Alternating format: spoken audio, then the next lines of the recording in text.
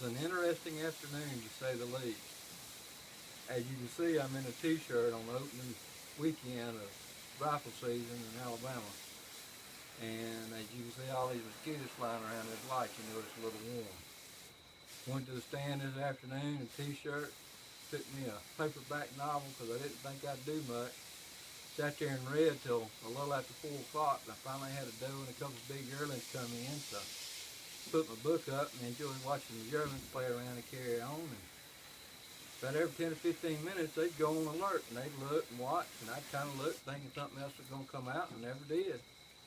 We rocked on there probably almost an hour. And it come to alert again, and one of the yearlings busted and run. I was like, well, we got something big to happen here. And I'd seen a good deer in that area, and I was hoping it was going to be him, but of course you can see it wasn't. So the second yearling bolted, and the doe stood her ground. Well, the sow come on out, and at a glance she was by herself, and I thought she was a boar to start with till I got my glasses on, and realized she was a sow, and then the pig started coming out. So I waited for him to get out in the middle of the field, so my first shot was a neck shot on the sow, and she went down, and the pigs were stupid enough to all bunch together to run out of the field. Well, it was an arcade after that. First shot, one tumbled. Second shot, the next one tumbled.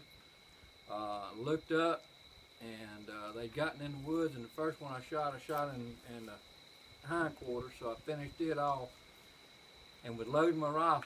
Another one circled back out with an empty rifle. I didn't get to shoot it.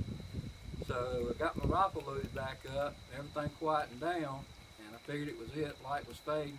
I texted for help, for Keith to come help me, and was sitting there loading my rifle, and two come out of the far end. Two of these pigs had circled the field to come out to find the sow. So the first one turned sideways. I loaded him down.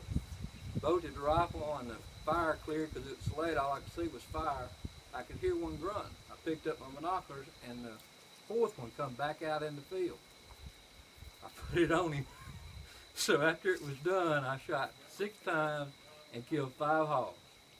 If you can do better than that, let me know. And by the way, if war ever breaks out here, you want this old fat man in this little 280 with you, because I'm going to put the hurt on something.